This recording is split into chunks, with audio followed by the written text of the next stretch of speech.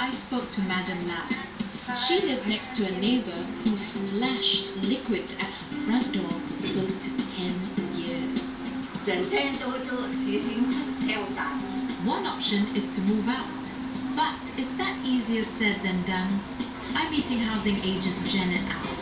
I know she's been trying to sell a flat at this estate in the western part of Singapore for a number of years. So this is a unit that the owner has been trying to sell for a couple of years, and he's been contacted by this opposite neighbour who has kept quite a bit of stuff at the common area. Okay. He's put all of his items outside on the corridors. Yes. And he's kind of cleaned it in his own space.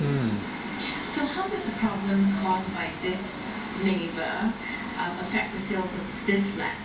Basically, there aren't any takers. You see, the big here is when buyers come to see a property to buy, they don't just look at the interior. They also survey the surroundings, the type of neighbors they live in, because this is like an everyday affair, right, from then on. And they are faced with a neighbor situation like this. It will actually raise concern among the potential buyers about whether it's going to be a livable environment for them in the future. Let me show you something. You can see from the past transacted prices that's been recorded before the owner started selling, the market value is around 420s to about 450 range. So the owner is unable to ask at such a price, and he had to ask at about 330, about 360 range in order to, attract buyers. Wow, that's a real significant drop. Yes, it is. How long has this owner been trying to sell the flat? It's about 2 years. 2 years? Yes. And they still haven't been able to sell it? Yes. Wow. I was starting to think that if you had a problematic neighbor, then you just move out and it's easy.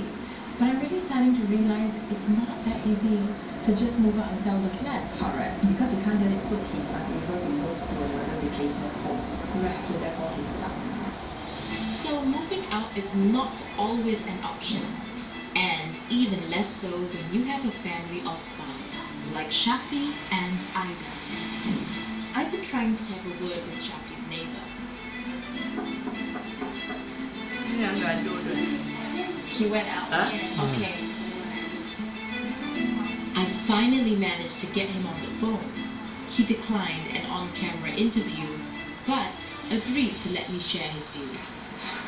So I've just gone off the phone with Shafi's neighbor, and he apologizes if he had made any noise, saying that it was unintentional and just a result of his lifestyle. But more importantly, he's decided to move out and sell his flat upon HDB's pending approval, and hopefully this brings some closure to Shafi and Ida's case. Oh, neighbor dia nak pindah. But does the problem always lie with the neighbour? Hazlina Hamza moved into this flat in Punggol 4 years ago. So then, since living here, what are the noise issues you've experienced in this flat? Knocking, dragging the cupboard, and then like talking, whispering, like throwing things near the door. The most is that is really irritating me is most is the doors. You know, when your neighbor on top, your neighbor below, right? When they are closing the door, the impact, the pressure. You can get, heart attack, When the door is like, like they were doing something, suddenly, So why do you think you can hear these noises loudly here? I think it's the wall. The wall, yeah. First, my husband drilled the wall. It's not like last time the house, the flat, it's really like full. So my husband said like the wall is like empty, easy to go through. You can hear the sound from you can hear it. Yeah, I'd love to understand how hollow this is.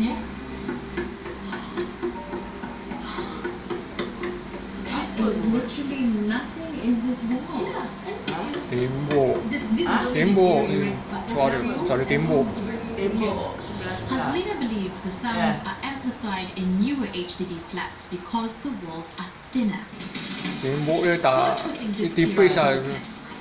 I'm pitting Hazlina's 4-year-old Punggol flat against my friend's 35-year-old flat in Tua Payoh.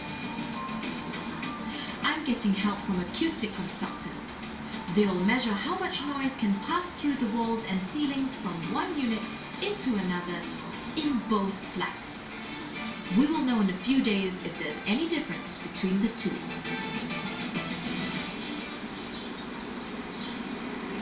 Three days later, the moment of reckoning.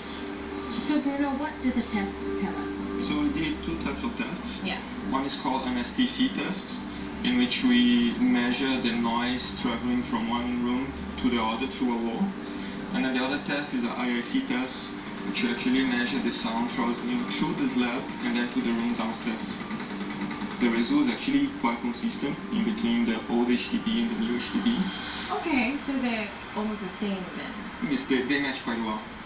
This confuses me a little bit. Why is it some people say that living in the new flats is actually noisier than living in the old flats?